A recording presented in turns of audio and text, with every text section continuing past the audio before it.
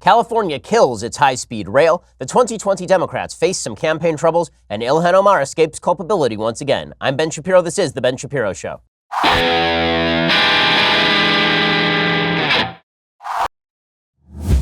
Alrighty, so a lot of news to get to today. We are going to get into, in detail, a bunch of Democratic proposals that even they do not take seriously. It's the reason why President Trump's approval rating has risen 7 points over the last month, even according to the sort of Real Clear Politics poll average. We'll get to all of that in just 1 second. First, we need to talk about what you are using to send your packages this year. So I know Valentine's Day is coming up, but it's not just a Valentine's Day issue. It's an everyday issue. What are you going to do every time you need to schlep your boxes down to the post office? Well, instead of doing that, what you could do is use Stamps.com. Postage rates have gone up again. Thankfully, Stamps.com can ease the pain with big discounts off post office retail rates. With Stamps.com, you save 5 cents off every first-class stamp and up to 40% off priority mail. That kind of savings really does add up, especially for small businesses. Plus, Stamps.com is completely online, which saves you time. No more inconvenient trips to the post office. Stamps.com automatically calculates and prints the exact amount of postage you need for every letter or package you send. You're never going to overpay or underpay again. Stamps.com brings all the services of the U.S. Postal Service directly to your fingertips, and they make it really easy. They send you a free digital scale that automatically calculates the exact postage you need. You can buy and print official U.S. postage for any letter, any package, any class of mail. You print it right out there onto the package or directly onto a sticker or onto a piece of paper that you can tape to the box. Stamps.com saves you time and money. That's why we use it here at the Daily Wire. Right now, our listeners get a special offer. It includes a 4-week trial plus free postage and a digital scale. See for yourself why over 700,000 small businesses use Stamps.com. Go to Stamps.com, click on the microphone at the top of the homepage, and type in Shapiro. That's Stamps.com, enter code Shapiro. Stamps.com, click on that mic, enter code Shapiro, and get the special deal. Alrighty, so here is the latest on the government shutdown. It apparently has been averted. President Trump is expected today to sign into law a bipartisan accord to avert another U.S. government shutdown, according to Reuters. It's a bad deal. It's a bad deal. This deal basically gives the president something like $1.375 billion for border security. It allows him to build another 55 miles of fence, maybe. It's not what he was looking for. It's actually less money allocated to border security than was allocated to border security in the original budget that was proposed by Democrats back in November that President Trump turned down. Now, the saving grace is that President Trump is likely to declare under 10 U.S.C. 284 that drug corridors must have additional fencing built, which he can do. He can have the Defense Department mobilize and redirect funds for that purpose. He's likely to do some of that. He's also illustrated that Democrats are full-scale crazy on the subject of a border wall. When he did his big event on Monday night in El Paso, he was talking about the necessity for a border wall standing about 1,000 feet maybe from the border fencing between El Paso and Mexico. And meanwhile, Beto O'Rourke was standing 1,000 feet from him and was saying that walls are terrible. There was a wall at Beto O'Rourke's rally, by the way, to prevent people from encroaching onto the territory of Beto O'Rourke's rally, even as he was proclaiming that walls were really, really bad. On Wednesday, CNN, The Washington Post, and Wall Street Journal all reported that Trump intended to sign the measure into law if it passes Congress. Representatives for the White House could not be reached immediately for comment. Trump on Tuesday did not rule out vetoing the legislation. He said he was not happy with the deal, but he's not going to get into another shutdown here. Again, is it a bad deal? Did President Trump do a bad job of negotiating this thing? Yeah, he did. I mean, he went into a poker hand and he was bluffing from the very outset. Democrats knew that he was bluffing. They kept upping the ante, and President Trump was not willing to try to buy the pot, basically. He was not willing to carry the bluff all the way to the final contingency. He was not willing to allow the government to remain shut down. Democrats knew that, and so they were able to basically win the hand with a pair of twos. That's essentially what happened in this particular poker game. Now, again, the president does have another card that has yet to drop here, and that is the possibility of declaring some sort of national emergency. Zero Hedge is reporting that the president is considering exactly that. According to Zero Hedge, which is sort of a little bit of a sketchy website when it comes to reporting, they say, in an interesting twist, it looks like Trump has decided on a middle path that will allow him to keep the government open while getting more of his border wall built than Congress had initially authorized. According to Washington Post, Trump will use an executive order to reallocate federal funds to finance the wall, or at least something more than the 55 miles that the compromise bill would finance. A White House official told the Post this morning that the president sees signing the border deal, if passed by Congress, as the way to avoid another shutdown. This is according to Robert Costa. But he would also likely pursue an executive order to reallocate federal funds to barrier projects, the official said. So that is the solution that probably makes the most political sense. Once again, President Trump, his big success here is illustrating once and for all that Democrats do not care about border security, or at least they don't care enough about border security. Remember, it was a point of negotiation during this actual border negotiation, Democrats wanted to lower the amount of funding available just for beds to house criminal illegal aliens. And President Trump did not want to lower those numbers because he was saying, well, if we can't house these people, we have to release them into general society. And Democrats were stumping for that. They were stumping for Trump to just release criminal illegal aliens into American society. It's a pretty good talking point for President Trump come 2020. Again, all President Trump has to do in 2020 is just point at the Democrats because they are exposing their radicalism every single day. How radical are the Democrats? Even they are scared by their own radicalism. Senator Mitch McConnell, Cocaine Mitch, he really demonstrated that full scale yesterday. So the Democrats have been going crazy over the Green New Deal. Everybody loves the Green New Deal. The media, they love the Green New Deal. It's ambitious and audacious and hopeful and bold. The Green New Deal. It's so wonderful. So wonderful that even the people who sponsored it will not vote for it. That's what Mitch McConnell showed yesterday. So Turtley Mitch, he popped his head out of the shell, snorted some coke, and then he said, you know what we're going to do? You love this Green New Deal so much? Yeah, I love it too. Because it shows who you folks are. So how about we do this? How about you come out and we force you Democrats to vote for it? After all, you keep talking about how great and ambitious it is, but you don't want to vote for it. Remember, in the House, which is controlled by Democrats, the Green New Deal resolution did not come up for a vote. Republicans don't control the House. That means that Nancy Dentures Pelosi said she was not going to bring it up for a vote, despite mouthing all sorts of platitudes about how wonderful and excellent and hopeful and ambitious the thing was. And by the way, when politicians say that something is a bold new idea, it's bold in the same way that my son trying to plug a toaster into the wall is bold. It's a bold move, Cotton. Let's see how they do with it. Here's Mitch McConnell putting Democrats to the test, saying, listen, you guys proposed this thing. How about we just vote on it? You know, let's see if you like it that much. Mitch McConnell, go. I've noted with great interest the Green New Deal. And we're going to be voting on that in the Senate. We'll give everybody an opportunity to go on record and see how they feel about the Green New Deal.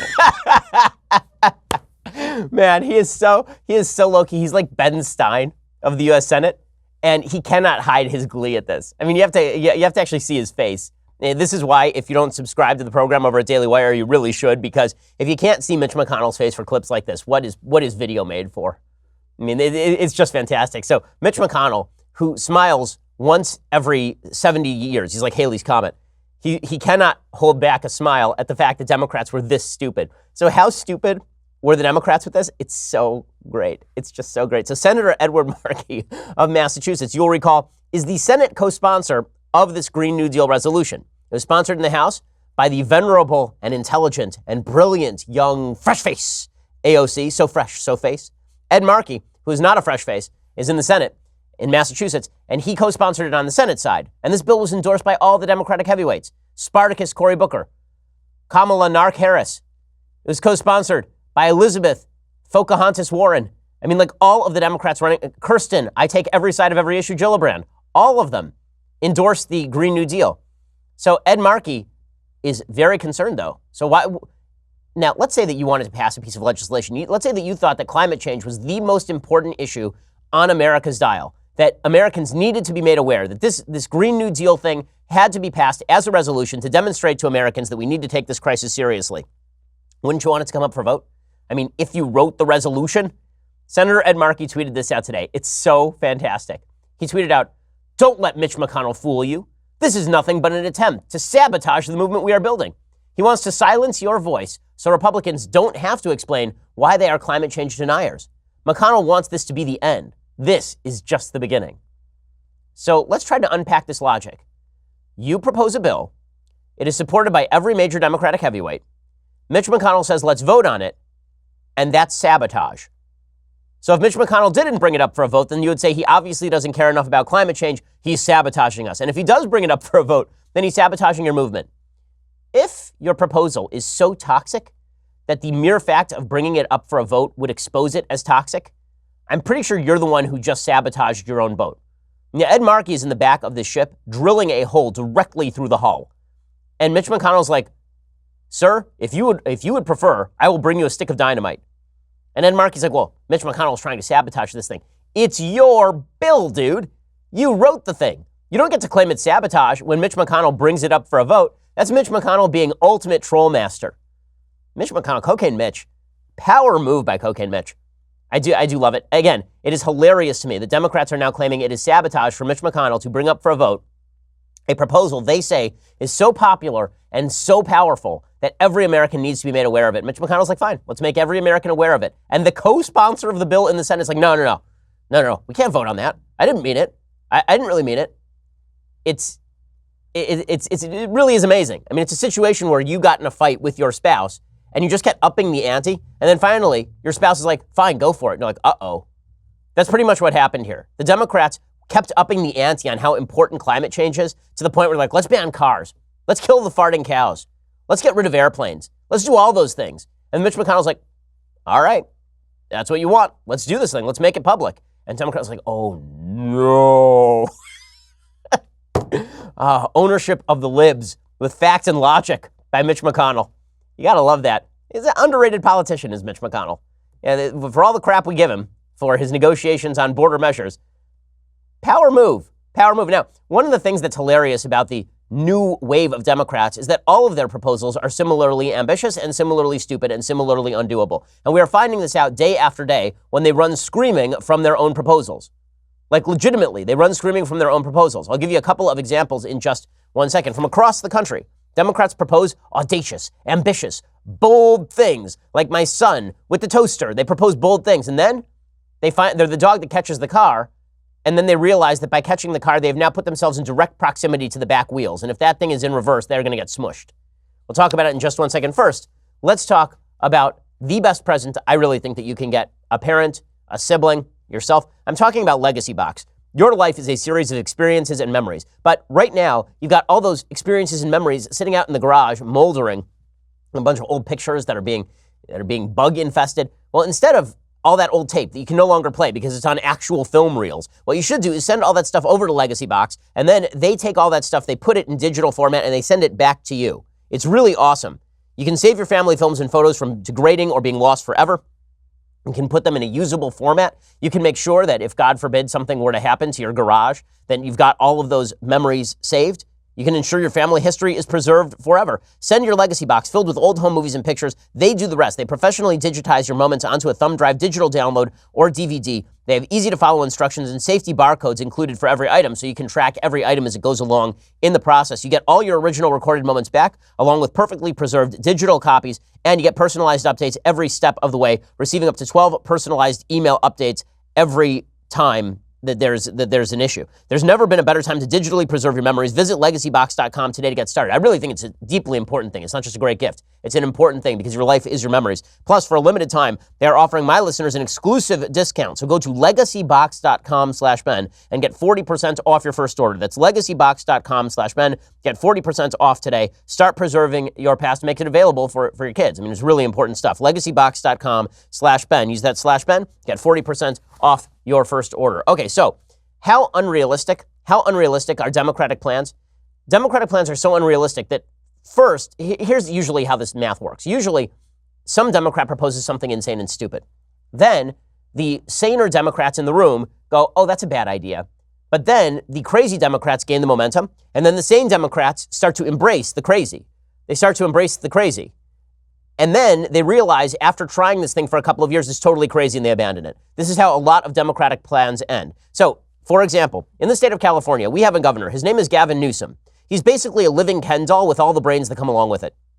And Gavin Newsom was lieutenant governor. Well, back in 2014, I had Gavin Newsom on my radio show, and I specifically asked him about a proposal that Californians had voted in favor of for high-speed rail between San Francisco and Los Angeles. It would have stops in places like Sacramento. It would have stops in Bakersfield for whatever reason. And this was going to cost us legitimately billions and billions of dollars, like billions of dollars, this high-speed rail. Now, those of us who live in California were sitting around going, but isn't there a giant highway called the I-5 that also connects Los Angeles with San Francisco? And the answer was yes, there is a giant highway called the I-5 that connects all of these various cities. But it was very important that we build a high-speed bullet train in one of the most sparsely populated areas of California, that giant corridor where no one lives except for Bakersfield and Fresno, between Sacramento and Los Angeles. Deeply, deeply important to spend billions of dollars on that monstrosity. Well, I asked Gavin Newsom about this all the way back in 2014. So now, 5 years ago, I asked him about this. And he said at the time, yeah, this is a really dumb idea. We shouldn't do it. Are you pro or against the train, especially given the fact that the Californian public, which approved the train in the first place, now has reneged and no longer likes the train? Yeah, I think I'm where the public was and is.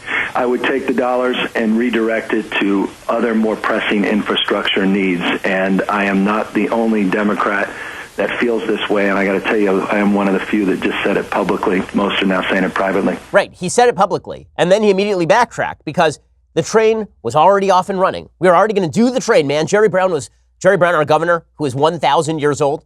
He's actually, I think he passed away, sadly, about 10 years ago. And they've just been wheeling him around ever since and then playing a tape of Jerry Brown from behind his head. And so every so often, he sort of nods off in the middle of a press conference. He's like, oh, I love the train.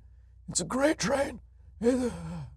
Well, Jerry Brown made the train super popular among Democrats, and then Gavin Newsom embraced it. He was like, yeah, the train's great. I love the train now. And he completely flipped on it. It was a big story back when he was running for governor that he'd flipped on the train. Well, now Gavin Newsom has flipped back on the train because it now turns out that this was a stupid idea in the first place. So in a second, I'm going to get to that. Gavin Newsom, the new governor of California, said this during his first State of the State speech. He surprised listeners by announcing he would put the quest for high-speed rail connecting San Francisco and LA, championed by his predecessor, far on the back burner. Instead, Newsom offered a consolation prize, high-speed rail between Bakersfield and Merced. Oh, yeah. Glamour. Get on that high-speed rail with your cocktail, the love train. That's what I'm going to do. I'm going to drive my wife over to Bakersfield, and I'm going to say, you know what, honey? Let's take a romantic trip to Merced. That's what we're going to do. We're going to spend billions of dollars for a high-speed rail between two cities that, unless you live there, these are not tourist destinations. Nobody in New York is like, you know what? Summer vacation. What do you say we go to Merced? Okay, these are not places where they're not even destinations in California. Like Bakersfield is a city. It's fine. I've been there. Merced, also a city. Great. Do we need a high-speed rail connecting these two cities? Of course we don't. But he's using this as now a consolation prize because we're not actually going to build a high-speed rail between San Francisco and LA, which, by the way, was always an idiotic idea. We were talking about spending literally billions of public dollars building a high-speed rail between San Francisco and Los Angeles. You know how much it costs you for a plane ticket between LA and San Francisco one way? It's like $80. It's legitimately like Southwest puts on deals for under $100. You could make that travel happen. And it would take you less time going to the airport than it would to get on that bullet train. And yet we were going to spend billions of dollars. Now even Democrats have to back off of this. Newsom said, let's level about the high-speed rail. Let's be real. The current project as planned would cost too much and respectfully take too long. Right now, there simply isn't a path to get from San Francisco to San Diego, let alone from San Francisco to LA. I wish there were. Fortunately, there is. It is called the I-5. I drive it all the time. So does everyone else in the state of California. Not only that, we have these things. I know, controversial though they are. They were invented in the early 20th century. And it's a vehicle. And if you drive it fast enough and you have enough thrust behind the vehicle and the wings are actually directed at the proper angle to the ground, these things fly. I know. It's wild. These giant machines, they fly and they will take you from LA to San Francisco through the air. I mean, that's high tech right there. Maybe we should invest in those. Recent estimates assessed Governor Jerry Brown's plan would cost $77 billion. $77 billion. I kid you not. So I'm just going to do a quick back of the envelope calculation right now. Okay, $77 billion divided by the price of a one-way ticket, like $80 to Sacramento or San Francisco. That would pay for, the state of California could legitimately, for that same price, pay for 962,500,000 tickets. Really? They could pay 962,500,000 tickets, okay? Which there are about 50 million residents in the state of California. So let's divide that. So that means that we could pay for 19.25 one-way tickets for every person living in the state of California. Every single person living in the state of California right this very instant. We could pay for 20 tickets between LA and San Francisco via plane for the price that it would take to build this stupid high-speed rail. Honestly, Jerry Brown, the Democrats in California, they're just the guy from The Simpsons. They're just the monorail guy from The Simpsons. It's truly amazing. So, well done. It was always an idiotic plan. Everybody already knew it was an idiotic plan. And yet we were supposed to pretend it was not an idiotic plan. By the way, it's actually more tickets than that because they're not 40 million. There are not 50 million residents in the state of California. There are 40 million residents in the state of California. So we could pay for 24 tickets for every resident in the state of California to go from LA to San Francisco. And yet we were going to spend all this money. The point here is the Democrats say dumb things like it's a moon shot. You know what was the cool thing about the moon shot? We got to the moon. You know what's the bad news about a high-speed rail between Merced and Bakersfield? You end up in either Merced or Bakersfield. And they're fine again. They're fine. It's not exactly the moon. Also, you know how much it would cost me to drive from Merced to Bakersfield? Like a tank of gas. Like $20, maybe. $30, maybe. Oh my goodness. So this is one of the things you got to love about Democrats. They make these proposals and then they have to back off their own proposals. It's just like the state of California at one point had considered universal health care. And then they were like, oh yeah, we can't pay for that. And it was like, well, you are the most left-leaning state in America. The most left-leaning state in America. And your own Democratic Senate would not even vote on it. Why? Because universal health care in California would cost $17 billion per year. $17 billion per year. And the budget of the state of California, last I checked, is $200 billion. $200 billion, so it would cost an additional $20 billion per year minimum. That is not a thing that is going to happen. And you're seeing it play out in New York, too, where New York has pursued every idiotic policy they can possibly think of, and now they're shocked that none of their policies are working out. So Governor Andrew Cuomo, who is, as we have said, in a running gun battle with his brother to be the stupider Cuomo brother. We have a block of wood on CNN, and then we have the governor of New York, who is a block of slightly more brittle wood, a little bit older, sort of petrified stone. Well, he is now complaining about Florida. Why is New York complaining about Florida? Because it turns out anyone with money is trying to get out of New York and into Florida. So here is what CBS Miami reports. He said, this week, the governor of New York blamed budget shortfalls on the state of Florida. So he's blaming his own inability to take in tax dollars in New York on Florida. Why? He said New Yorkers were fleeing to the Sunshine State to save big time on taxes. It all goes back to the tax reform passed by Congress. The changes increased the incentive to move to the Sunshine State dramatically. Well, why? Because one of the things that the tax bill did is it did not exempt state taxes from federal income tax. So people who were high income in states like California and New York, where you're already paying an inordinate state tax, they couldn't take that as a discount on their federal taxes. So you're basically getting double taxed in states like California and New York. The point being that there shouldn't be a federal incentive for states to raise their taxes. So what he's really complaining about is that Florida isn't governed like complete garbage, and New York is governed like complete garbage. And when you raise taxes inordinately, you end up driving people out of the state. You'll recall that just a week ago, Andrew Cuomo basically admitted they can't tax people in New York anymore because if they keep taxing people, all the billionaires leave, all the millionaires leave. No one wants to be in these badly governed states. Bad Democratic ideas will not even be embraced by bad Democrats at this point. And yet we're supposed to let them govern based on their high hopes and their commitment to the future, their ambitious and bold plans. Yeah, let's hand over governance to these schmucks. I'll get to a little bit more of this in just a second. Let's talk about the presidential race. So a lot of these Democrats are having a very, very difficult time in the presidential race because they have what Sarah Jessica Parker might call failure to launch. One of those candidates is Senator Amy Klobuchar of Minnesota, who has been described as Minnesota nice, which I guess is just a euphemism for I throw binders at my staffers. That was a report that came out in the last couple of weeks, is that she is apparently, allegedly, routinely abusive to her staffers, up to and including throwing objects at her staffers. I have to say, there are a lot of people who work at this company, and when I abuse them, I do it publicly on air. Right? Well, behind the scenes, I'm actually much nicer than I am to folks on air. They will confirm this, and if they don't, I'll fire them. I mean, this is the reality of how things work here. It has never even crossed my mind to throw objects at the people who work here. Number one, it's a lawsuit. And number two, you shouldn't throw objects at people. I don't even let my kids throw objects at each other.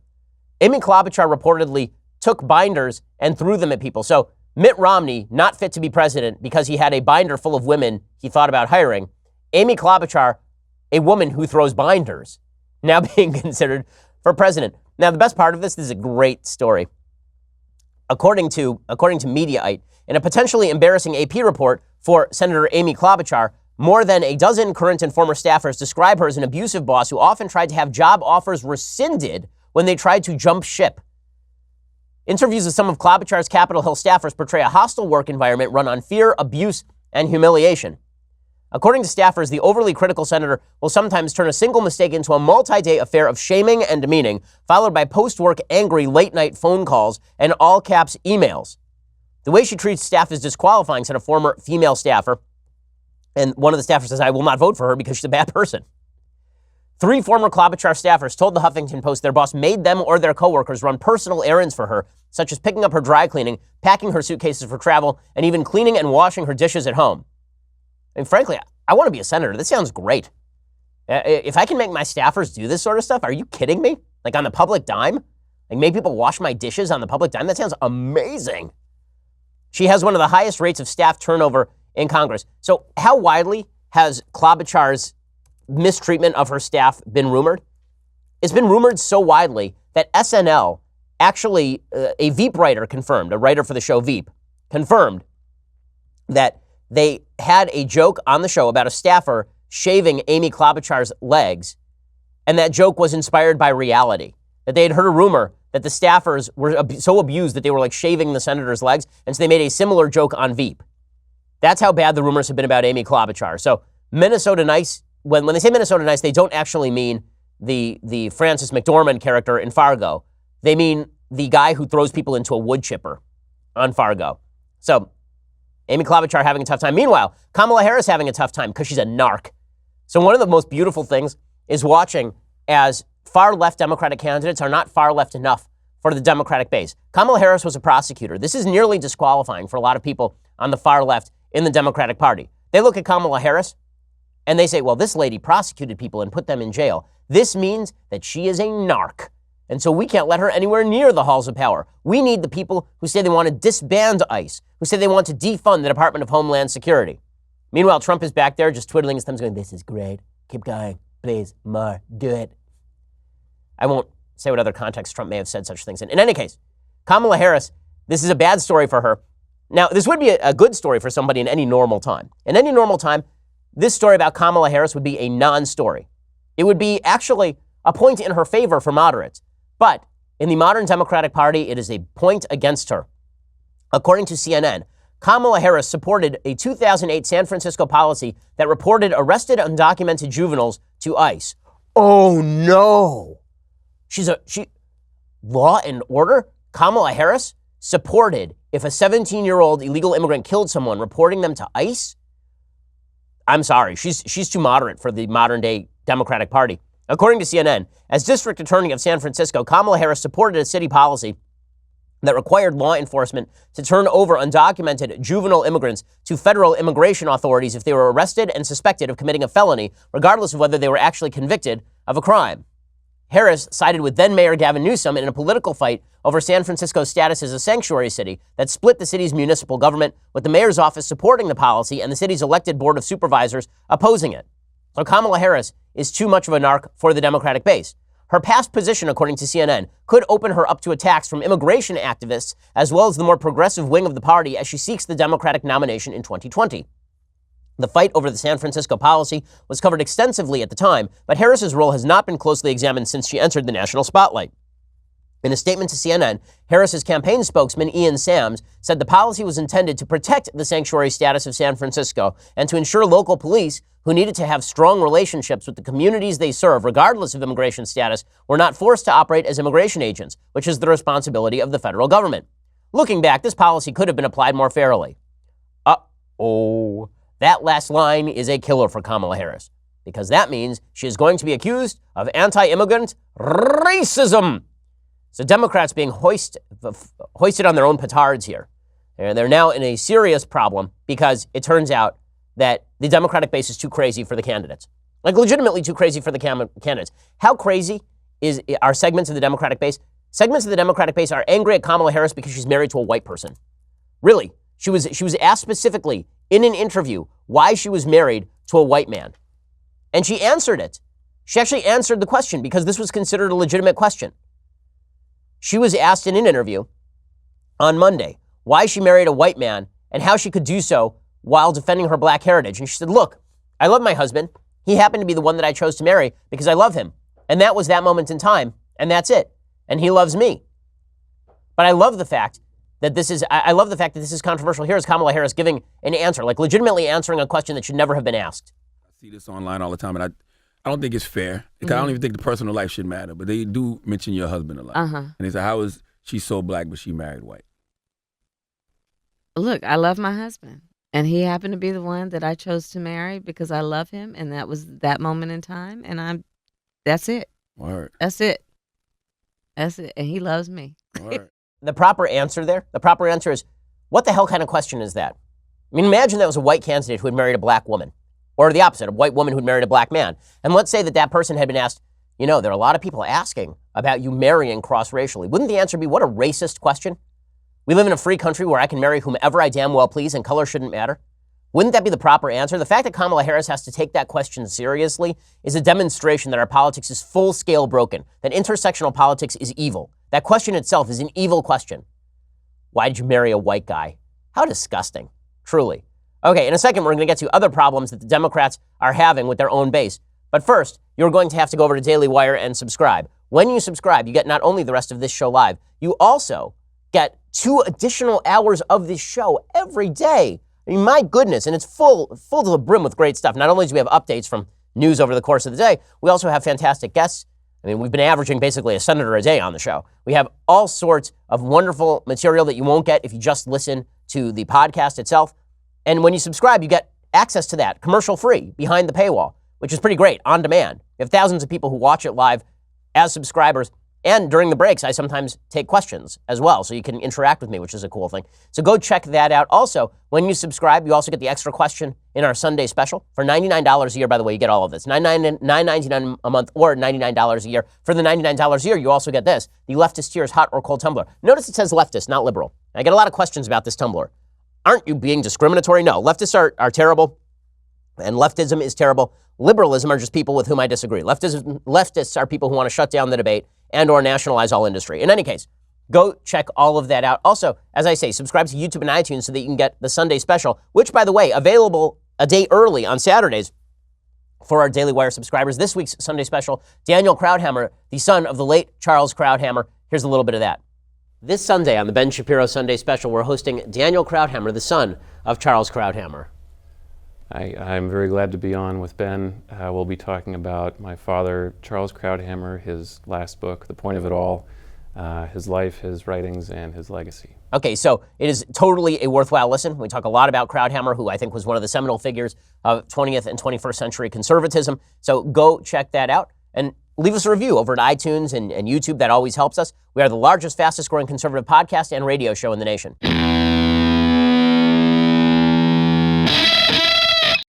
As we say, the Democrat candidates for 2020 are being outflanked by their own base. And so virtually every Democratic candidate is now being dragged through the mud for saying some quasi-moderate things. So, for example, Cory Booker the other day, who, Spartacus, very, very brave person, Spartacus, he said something not terrible on race, and he is just being ripped up and down over it. He was in Des Moines, and he was specifically asked about the Virginia situation with people who had dressed up as Michael Jackson or rappers back in 1980. And here was Booker's answer, which, by the way, for the record, is actually a pretty good answer. How do we get to a point where we can start having the conversation without people falling into a defensive crouch? Because sometimes when folk want to tell the truth about something, they fear speaking the truth or talking to people about what they don't understand. We got to tell the truth, but we, all of us, black, white, gay, straight, we've got to start extending grace to each other so we can have honest conversations and leave room for growth. And people are angry at him for saying this, for him saying we need to have grace with each other and maybe acknowledge that some people have been ignorant in the past about their activities, and maybe we extend forgiveness. People are angry at him about this. The Democratic base is too radical, even for the most radical members of the Democratic Party, but that's only part of the Democratic base, and this is why you have a split. This is why you end up with a situation where every Democratic candidate is endorsing the Green New Deal that Democrats are scared to death will be brought to the floor of the Senate for a vote. That is why. And it's also why you're seeing some of the most pandering, ridiculous moves by Democratic candidates. So Elizabeth Warren, the non-Native American senator from Massachusetts, she actually showed up on Tuesday to do her professional pandering. According to CNN, she showed up on Tuesday. She made an unannounced appearance at a lunch on the sidelines of a major Native American conference in Washington, which, again, bad form. white people taking over Native American territory. That is not a good thing, Elizabeth Warren. Her remarks came amidst continued scrutiny of the Massachusetts senator's past claims to Native ancestry, according to details provided by a campaign aide. After Warren's appearance at the National Indian Women's Honor Luncheon, she introduced Wampanoag Tribe of Gay Head Aquina chairwoman Cheryl Andrews Maltayas, a tribal leader and former senior advisor to the Assistant Secretary of Indian Affairs during the Obama administration. The senator was introduced by New Mexico Representative Deb Haaland, who's one of the first 2 Native American women elected to Congress last year. Warren did not address or make any mention of the controversy surrounding her past claims to Native American heritage, an aide told CNN, including an attempt to prove her ancestry with a DNA test last year. Apparently, in her introduction, she said whether it's building coalitions among allies or reaching across the aisle to bridge divides, Cheryl is masterful at persuading public policymakers to do what's right for Native communities. So Elizabeth Warren, because she has to keep pandering to the intersectional crowd, she cannot stop herself from putting her hand directly on the stove. She is just going to keep going back to that abscessed tooth and sticking her tongue in it over and over and over. Nothing she does is going to change the fact that she lied about her Native American status for years. Nothing is going to change that fact. And yet she keeps going back to it. I mean, she's very bad at this game, and she's not going to be forgiven to it because forgiveness is not an aspect of the Democratic left. There is no forgiveness for the Democratic left. There's convenience. Ralph Northam will be left as governor of Virginia out of convenience. Justin Fairfax may survive as lieutenant governor of Virginia out of mere convenience. But there is no forgiveness if you actually cross a line for Democrats. Elizabeth Warren crossed a line. That means no forgiveness is available. The Democratic base is radical and they are vicious. And Howard Schultz is finding that out too. The former Starbucks CEO, he's doing his national campaign and he got himself in all sorts of trouble yesterday because, again, he said some stuff that the Democratic base does not want to hear. One of the things he said is that he does not actually see color. Right? And you're not allowed to say this. You're not allowed to say that you don't see color in the modern United States to the Democratic base. You're supposed to say, I see color because I'm a white person and white people see color and white people are racist. That's what you're supposed to say. Here's Howard Schultz saying the opposite. This is going to alienate the Democratic base. It was a terrible moment for the company. It's not something that we're going to forget, and it's something that we learned a great deal from, and we're still learning it about. And I would just say, as somebody who grew up in a very diverse background as a young boy in the projects, I didn't see color as a young boy. And I honestly don't see color now. Oh, you're not allowed to say that. Everybody sees color, Howard Schultz. How terrible for Howard Schultz to say this. He's gotten enormous blowback from the left for saying that he is colorblind and tries not to see color. He's getting ripped up and down for it. By the way, the fact that he even acknowledges that something bad happened in Philadelphia is in and of itself a joke. I've talked to people who went down to that Philadelphia Starbucks. Not only are there cameras in the Philadelphia Starbucks that could have shed light on the situation, and then Starbucks did not release the tape because they had already jumped on the PC bandwagon, but the woman, if you recall the Starbucks situation from several months ago, what happened is that 2 black men went into a Starbucks. They were asked repeatedly to buy something if they wanted to use the restroom. They apparently sat there for hours, and then when the police were called, they refused to leave the restaurant. They just stood there and basically asked to be arrested, as though this were a civil rights sit-in at a Starbucks in Philadelphia, a city which is plurality black, as though no one's ever seen a black person in Philadelphia before. It turns out that the woman behind the counter who was slandered as a racist is, according to people who know her, a far-left LGBTQ activist, and she was slandered as a racist for all of this. So Howard Schultz not only is not wrong about any of this stuff, Howard Schultz is actually bending over backwards to pretend that this was a situation at the Philadelphia Starbucks. But the fact that Howard Schultz says reasonable things from time to time makes him completely unpalatable to Democrats and puts him directly in their crosshairs. Were you surprised by the blowback, some of it hostile? Did that take you by surprise? And we were not surprised by it. I think the extent of it has taken us back a bit. But I think anytime you try and go against the grain and take the road less traveled and challenge the status quo, and actually that's something I've been doing my whole life, but not at this level, clearly we're going to have some resistance. So we expected it perhaps not as acute as it has become.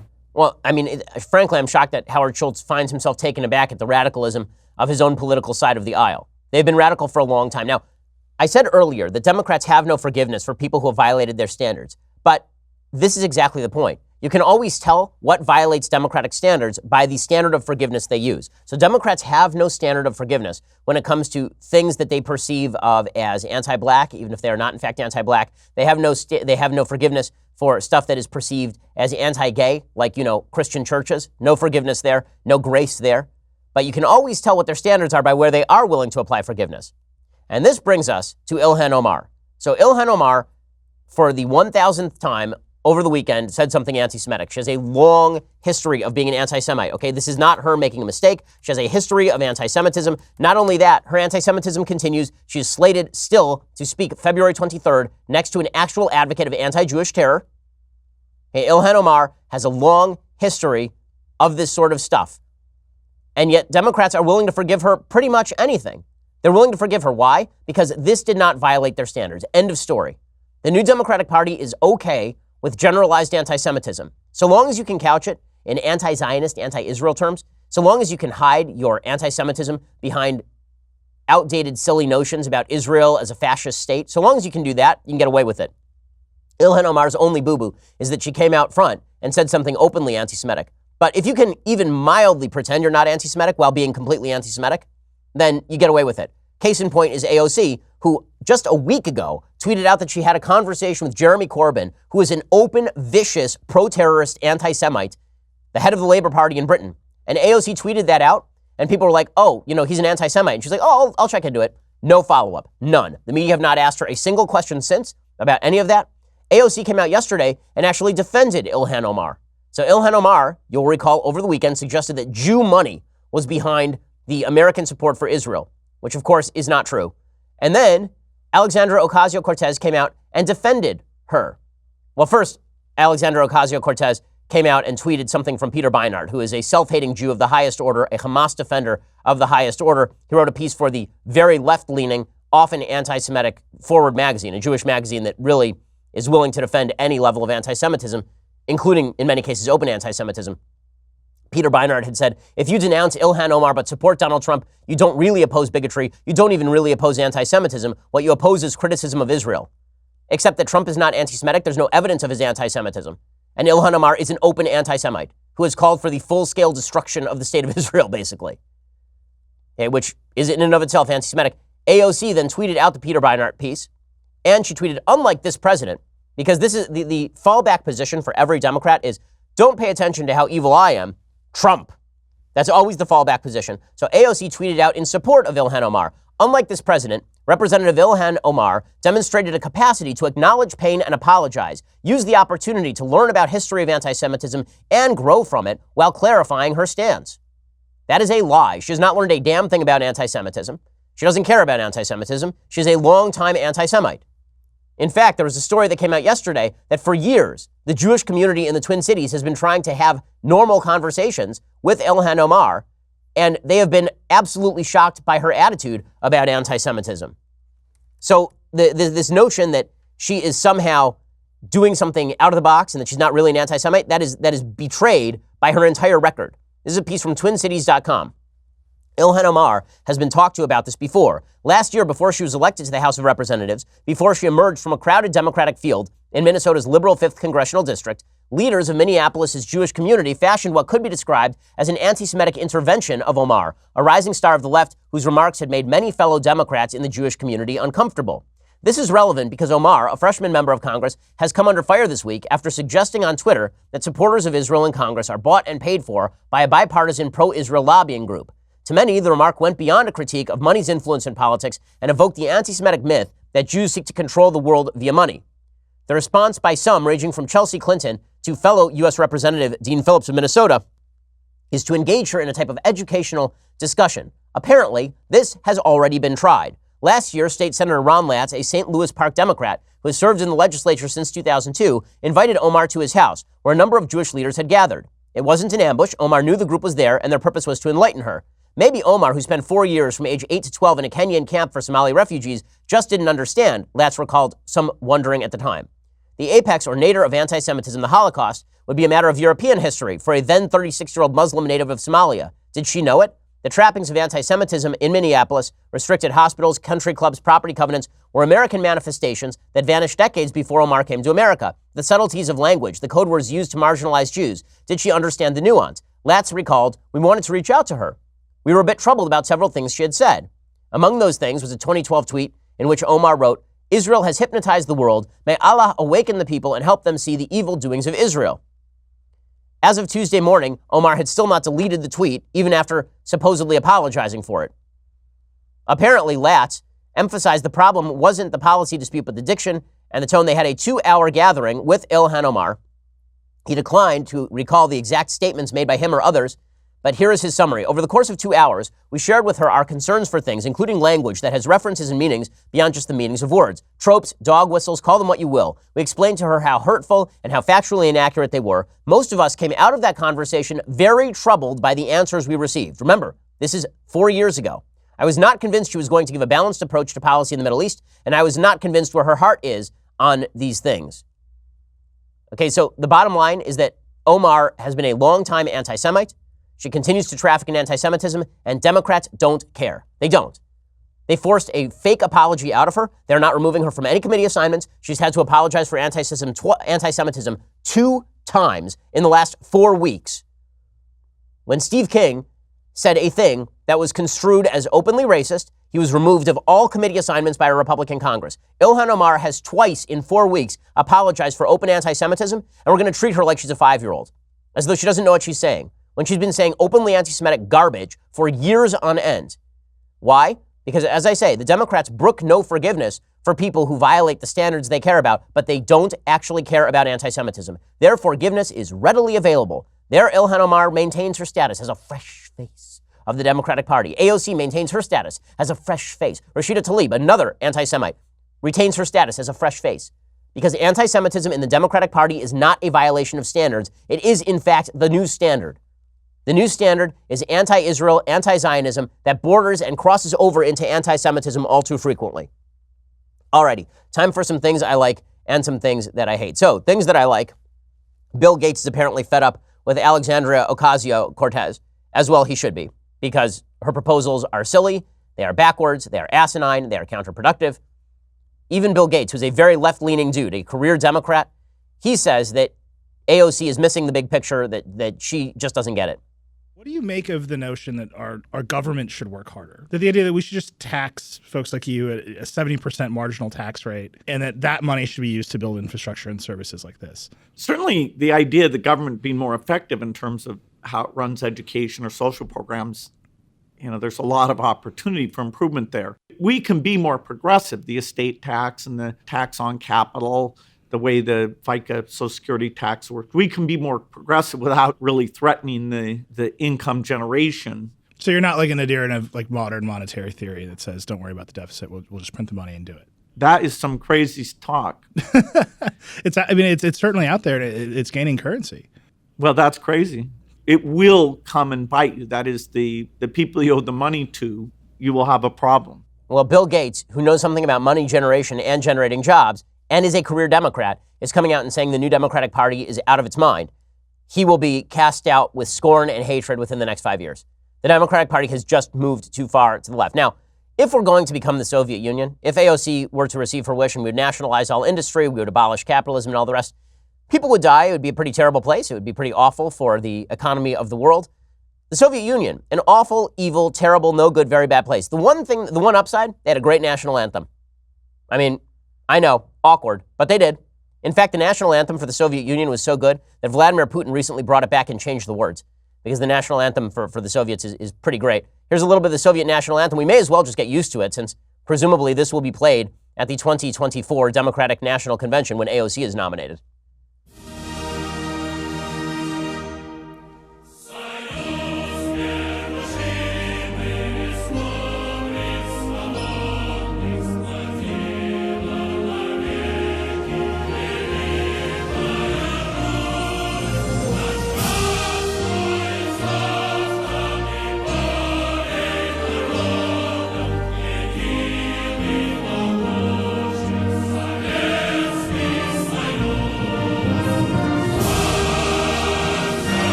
It's a great national anthem.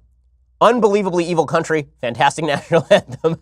So there's that. I mean, if we're going to go down this path, maybe we can. I mean, it's a better national anthem than our national anthem, just on a musical level.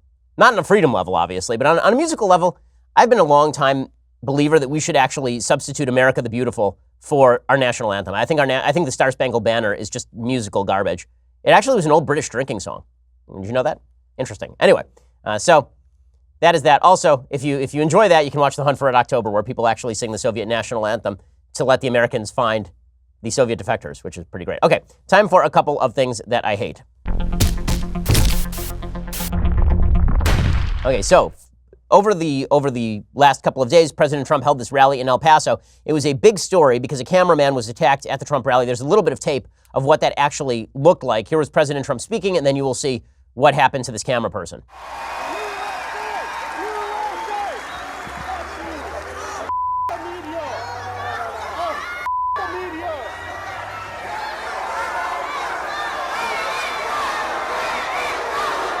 Okay, it's a little bit hard to see, but basically there's a cameraman, a guy in a MAGA hat pushed the guy over. Now, what the media are not reporting is that the crowd started booing the guy who pushed over the reporter, and he was being held back by another guy in a MAGA hat. So, that seems to me a bad person doing a bad thing, and other people there stopping him.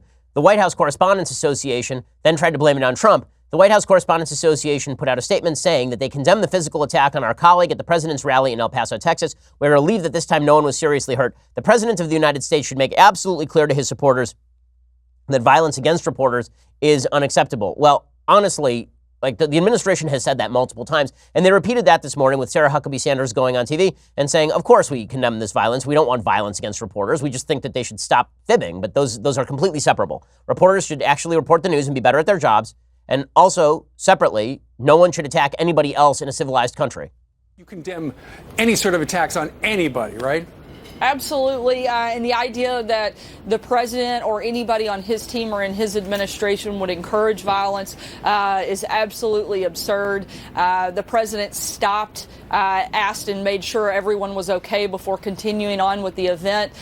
Certainly, we condemn violence in any form against anyone, and that certainly includes the press. Of course, that's true. There's this weird relationship the press has to free speech where they say that certain speech causes violence, but not if it's leftist speech. So Bernie Sanders supporter shoots a bunch of Congress people on a baseball field. Nothing to do with Bernie Sanders, which, by the way, I generally agree with.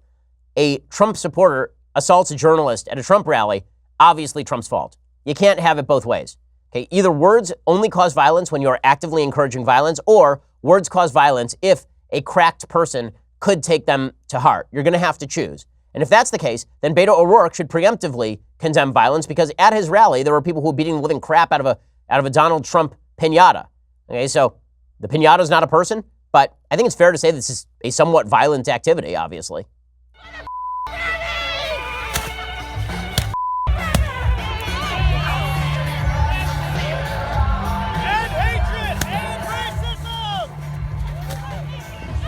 So good times over there at the Beto rally. Again, the tenor of politics in our country does have to change pretty radically, but I think that if the media are going to try and blame Trump for violence, then they're going to have to hold an equal standard. I'm a big fan of objective standards. I like a country of rules, not arbitrarily applied standards. I like to know what the rules are before we get into the political game in the first place. Okay, we'll be back a little bit later today with 2 more hours, which is why you should subscribe at dailywire.com. If not, we will see you back here tomorrow. I'm Ben Shapiro. This is The Ben Shapiro Show. The Ben Shapiro Show is produced by Senya Villarreal, executive producer Jeremy Boring, senior producer Jonathan Hay. Our supervising producer is Mathis Glover, and our technical producer is Austin Stevens. Edited by Adam Sayevitz. Audio is mixed by Mike Caromina. Hair and makeup is by Jesua Olvera. Production assistant Nick Sheehan. The Ben Shapiro Show is a Daily Wire production. Copyright Daily Wire 2019.